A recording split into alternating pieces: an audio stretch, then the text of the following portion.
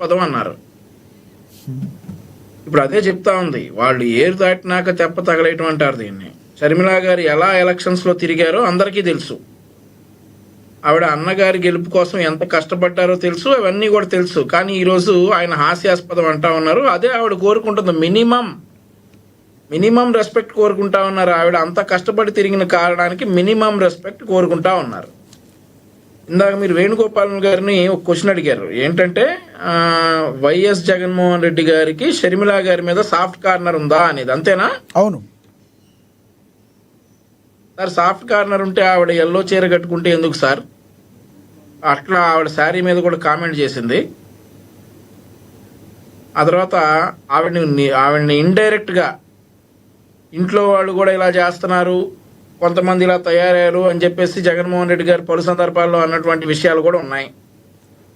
ఆ తర్వాత వారి పార్టీకి ఇందాక మోహన్ రెడ్డి గారు కూడా అన్నారు, చంద్రబాబు నాయుడు గారు సిట్ అంటే సిట్టు, స్టాండ్ అంటే స్టాండ్, కేవలం చంద్రబాబు నాయుడు గారే ఇలా చేపిస్తున్నారు అని చెప్పి ఆరోపణ చేశారు. ఆయన మీకు వినపడలేదన్నారుగా చెప్తున్నారు. కేవలం చంద్రబాబు నాయుడు గారి కనుసన్నల్లోనే షర్మిల గారు నడుస్తున్నారు, ఆవిడ కీలుబొమ్మగా మారిపోయారని ఆవిడ మోహన్ రెడ్డి గారు మాట్లాడుతున్న ప్రస్తుతం. అవును సార్, ఇక అవన్నీ అట్లాంటి మాటలు చెప్పడానికి ఇవన్నీ నిరాధారమైనటువంటి మాటలు అనమాట. ఇప్పుడు ఆవిడకేం ఇండివిజువల్ లైఫ్ ఏం లేదా? చంద్రబాబు నాయుడు గారు పెడితే వైఎస్ఆర్టీపీ పెట్టమంటే వైఎస్ఆర్టీపీ పార్టీ పెట్టారా తెలంగాణలో? చంద్రబాబు నాయుడు గారు రమ్మంటే కాంగ్రెస్ అధ్యక్షురాలుగా ఆంధ్రప్రదేశ్కి వచ్చారా? చంద్రబాబు నాయుడు గారు పోటీ చేయమంటే పోటీ చేశారా కడపలో? ఇప్పుడు కూర్చున్న మోహన్ రెడ్డి గారికి కానీ, నాకు కానీ, వేణుగోపాల్ గారికి కానీ నొప్పేం పుట్ల. జగన్మోహన్ రెడ్డి గారు షర్మిల గారిని దెబ్బ కొడితే మాకెవరికేం నొప్పి పుట్ల. ఆవిడకి పెయిన్ ఆవిడ అనుభవించారు. ఆవిడ వచ్చి వాళ్ళ అన్నగారికి వ్యతిరేకంగా పోరాడారు, పోటీ చేశారు, ఓడిపోయారు. సో ఇవన్నీ జరిగాయి. ఇప్పుడు ప్రతిదానికి చంద్రబాబు నాయుడు గారి వల్లే ఈ పార్టీ వచ్చింది ఇవన్నీ అనుకుంటే, మేము చేయదలుచుకుంటే చాలా చేస్తాం. నేను మళ్ళీ చెప్తా ఉన్నా, ఏ కుటుంబంలో విభేదాలు ఉండకూడదు అని నమ్మేటటువంటి సిద్ధాంతాలు గల తెలుగుదేశం పార్టీ మాది. షర్మిల గారు కావచ్చు, జగన్మోహన్ రెడ్డి గారు కావచ్చు, విజయమ్మ గారు కావచ్చు, వారు ఎప్పుడూ కలిసిపోవాలి.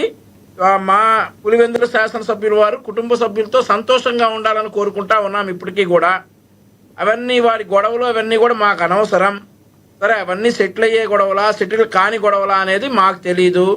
మేము యాజ్ తెలుగుదేశం పార్టీ ఒక రూలింగ్ పార్టీగా, ఆంధ్రప్రదేశ్ రాష్ట్రంలో ఉన్నటువంటి పార్టీగా మా రాష్ట్ర ప్రజలందరూ సుభిక్షంగా ఉండాలి, అందులో జగన్మోహన్ రెడ్డి గారు కూడా ఉండాలి అని అనుకుంటాం. అంతేగాని వారి కుటుంబంలో మేమేంటో ఎంటర్ అయిపోయి షర్మిల గారిని సిట్ అంటే సిట్టు, స్టాండ్ అంటే స్టాండ్ అని అనుకుంటే ఎలా అండి?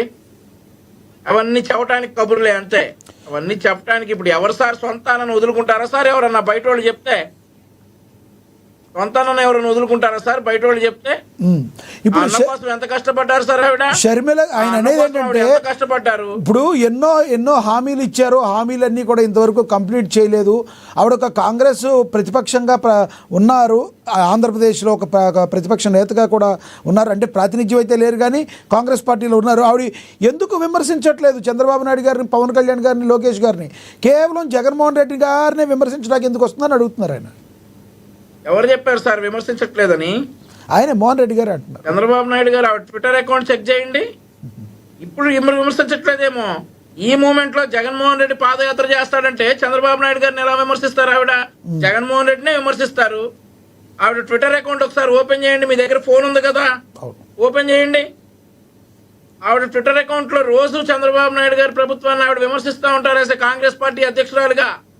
మేము అదే చెప్తా ఉన్నాం. నిన్న షర్మిల గారు మాట్లాడిన మాటలు కాంగ్రెస్ పార్టీ అధ్యక్షురాలుగా కాదు, జగన్మోహన్ రెడ్డి గారి చేతిలో మోసపోయిన కుటుంబ సభ్యురాలుగా షర్మిల గారు నిన్న మాట్లాడారు. అందుకే కదా అబ్రహాం లింకన్ గారు పదవి ఇచ్చి చూడు ఎలా ఉంటుందో, నిజ స్వరూపాలు బయటపడతాయన్నారు. జగన్మోహన్ రెడ్డి గారు పదవి లేనంత వరకు చెల్లెలతో ఎలా ఉన్నారు, పదవి వచ్చిన తర్వాత చెల్లెలతో ఎలా ఉన్నారు అనేది చూపించారు. చివరిగా చెప్పండి, మీరేమనుకుంటున్నారు? చివరిగా చెప్పండి. మేమేమనుకుంటాం సార్, అన్న చెల్లెలు ఇద్దరు కలిసిపోవాలని అయితే అనుకుంటా ఉన్నాం. నేను మళ్ళీ అదే చెప్తా, వాళ్ళందరూ కలిసిపోవాలి. మాకు కూడా తమ ఉజ్జీ ఉండాలి పోటీలో.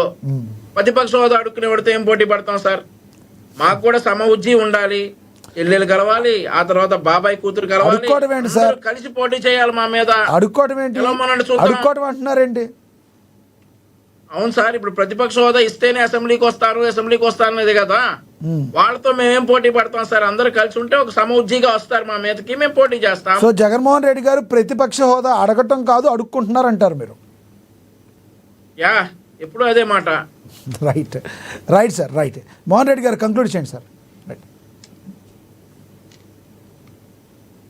మీరు క్వశ్చన్లు అడుగు కొంచెం టైం ఇవ్వాలి నాకు, ఎందుకంటే వాళ్ళు ఇద్దరు కదా, ఇద్దరు 10 నిమిషాలు మాట్లాడితే నాకు 10 నిమిషాలు కూడా రాకుండా మధ్యలో మీరు వచ్చి సార్ అందరికీ సమానంగానే ఇచ్చారు సార్. కంక్లూడ్ చేయండి. మా సోదరుడు వంశీ గారు చెప్పినారు హృదయపూర్వకంగా థ్యాంక్స్. ఎందుకు అన్న చెల్లెలు కలుస్తున్నారని, ఎందుకు మా చంద్రబాబు నాయుడు గారు ఫిట్టింగ్ పెట్టి ఈయన ఏదో ఆ మాట అంటున్నారంటే ఈయనకు ధన్యవాదాలు. రెండోది, ఏరు దాటినాక తెప్ప తెగిలేయడము అన్నట్టు. ఏరు దాటినాక తెప్ప తెగిలేయడము అంటే చంద్రబాబు నాయుడు గారి చరిత్ర చూసుకుంటే అప్పుడు వంశీ గారికి తెలుసండి. ఎన్టీ రామారావు గారిని దించేటప్పుడు దగ్గుబాటి వెంకటేశ్వరరావు గారిని పిలిచి నీకు ఉప ముఖ్యమంత్రి ఇస్తానని చెప్పి మళ్ళా ముఖ్యమంత్రి అయ్యే టయానికి ఆయన బయటకు దొబ్బినారు చూడు, అది ఏరు దాటినాక తెప్పదేయలేడం అంటే. బాలకృష్ణను పిలుచుకొని ఆయన దూరం పెట్టారు చూడు, అది తెప్పదేయలేడం అంటే. ఈయన హరికృష్ణ గారిని ఎమ్మెల్యే కాకముందు మంత్రి పదవి ఇచ్చి ఎమ్మెల్యే అయినాక మంత్రి పదవి లేకుండా దొబ్బినారు చూడు, అది ఏరు తెప్పదేయలేడం అంటే. జూనియర్ ఎన్టీఆర్ గారిని హరికృష్ణ గారిని ఆయన ప్రమాణ స్వీకారానికి వచ్చి కింద కూర్చోబెట్టారు చూడు, అది అవమానపరచడం అంటే. ఎట్లా మేము మమ్మల్ని కూర్చోట ఏది దాటాక తప్పదగలడం అనేది. మేము ఆయనకు మంత్రి పదవులు, ఎమ్మెల్యేలు, ఎంపీలు ఇచ్చుకుంటా పోతే ఒకే ఇంట్లో చాలా మంది ఇస్తారు. ఇప్పుడు ఆల్రెడీ వాళ్ళ చిన్న కొడుకు అవినాష్ రెడ్డి గారు ఉన్నారు, సొంత మేనమామ రవీంద్ర రెడ్డి గారు అక్కడ కాంగ్రెస్ పార్టీ నుండి కంటిన్యూ అవుతున్నారు. ఇలాంటి వాళ్ళను తీసేసి మళ్ళీ మధ్యలో ఇలా పెట్టుకుంటే లేకపోతే ఇంకా కుటుంబ పరిపాలన లాగా ఉంటుంది. ఇక్కడ మ్యాజిక్ ఉంది, మీరు అర్థం చేసుకోవట్లేదు. మోహన్ రెడ్డి గారు ఇప్పుడు ఎవరైతే మిగతా వాళ్ళకంటే కూడా షర్మిల గారు తక్కువ అయిపోయారా? వాళ్ళు చిన్నాన్న కొడుకులు, వాళ్ళు కానీ సొంత బ్లడ్ కదా ఆయన. మళ్ళీ మీరు కట్ చేస్తే టైం అయిపోతుంది. టైం అయిపోయింది ఇప్పుడే, కాబట్టి నాకు కొద్దిసేపు ఇవ్వాలా. ఇప్పుడు మేము పవన్ కళ్యాణ్ గారి లాగా అన్నకు పదవి, తమ్మునికి పదవి, మళ్ళీ ఒక మినిస్టర్, మళ్ళీ ఇంకోటి ఇస్తామని చెప్పి అన్ని చెప్పుకొని మా చుట్టూ వేసుకొని మాకు కావాల్సిన వాళ్ళకి ఇచ్చుకొని, మా కులానికి ఇచ్చుకొని, మా కుటుంబానికి ఇచ్చుకొని మేమే కావాలనుకోలే. ప్రజలకు ఇవ్వాలా, కార్యకర్తలకు కుటుంబానికన్నా ప్రజలకు మేలు చేయాలా. ప్రజలు మనం నమ్ముకొని ఓటేసిన ప్రజలకు మేలు చేయాలనే ఉద్దేశంలో భాగంగా జగన్మోహన్ రెడ్డి గారు దాన్ని చేస్తే కార్యకర్తలకు కుటుంబానికి రెండింటికి వ్యతిరేకమైనాడు. వాస్తవమే కాదనిలే. వీళ్ళ మాత్రం కార్యకర్తలకు గ్రామాల్లో పెట్టి బెల్ట్ షాపులు పెట్టి దాంట్లో లేవో ఇప్పుడు ఆన్లైన్ లో ఇచ్చినట్టు పెద్దగా చెప్తున్నారు. బెల్ట్ షాపులకు ఆన్లైన్ ఇస్తున్నారా, బ్రాంచ్ షాపుల ఆన్లైన్ పేమెంట్ చేస్తున్నారా? ఆ రోజు ఒక మద్యం తాగేవాడు, కూలీ పోయి వచ్చేవాడు, సాయంత్రం బాటలు తీసుకొని ఇచ్చినటువంటి 150 ఆడిచ్చి తీసుకునేది అట్లా జరుగుతుందా? వాడు ఆన్లైన్ పెట్టుకొని ఆన్లైన్ లో ఆన్ చేసుకుంటా పోతాడా? కాబట్టి వీళ్ళకి ఇష్టం వచ్చినట్టు ఇలా విమర్శలు చేసుకున్నారు, విమర్శలు చేసి బాగుపడినారు కాబట్టి అధికారంలోకి వచ్చినారు. అధికారంలోకి వచ్చిన తర్వాత పని చేయండి అంటే ఎమ్మెల్యేలే అమ్మాయిలను తీసుకుపోయి రేపులు చేసి వాళ్ళని బెదిరించి మళ్ళీ వాళ్ళని బ్లాక్ మెయిల్ చేసి కనీసం మైకులు పెట్టి, అయ్యా పవన్ కళ్యాణ్ గారు తమరు అధికారంలోకి వచ్చినప్పుడు కళ్ళు కనిపిస్తే కళ్ళు పీకెచ్చాం, కాళ్ళు పీకెచ్చాం, చేతులు పీకెచ్చాం, అమ్మాయిలు జోలికి వస్తాయని చెప్పినటువంటి మీరు మీ ఎమ్మెల్యే ఈ ఘనకార్యం చేసినాడే మైకులు పెట్టి మనకు చర్రని వెళ్ళిపోతాడు. వీళ్ళు కూడా అమ్మాయిల గురించి, మహిళల గురించి, మహిళల ప్రాధాన్యత గురించి వీళ్ళు మాట్లాడితే దయ్యాలు వేదాలు వల్లించినట్టు ఉంటుంది సార్. దాన్ని గుర్తు పెట్టుకోవాలా. ప్రతి ఎమ్మెల్యే క్యాండిడేట్, ప్రతి నియోజకవర్గంలో ఉన్నటువంటి నియోజకవర్గానికి సంబంధించిన ఇన్ఛార్జీలు కూడా అమ్మాయిలు. టాపిక్ మీద కంక్లూడ్ చేయండి మోహన్ రెడ్డి గారు. టాపిక్ మీద కంక్లూడ్ చేయండి. కాకుండా ఊరికే ఎవరో ఒకడో ఇద్దరు కళ్ళ కనిపెట్టే వాళ్ళని సస్పెండ్, వాళ్ళ రిమోట్ ఏమవుతుంది, సస్పెండ్ చేసేది అప్పుడు చేస్తారు, తర్వాత అయిపోతుంది. ఏం చేస్తున్నారు వీళ్ళు?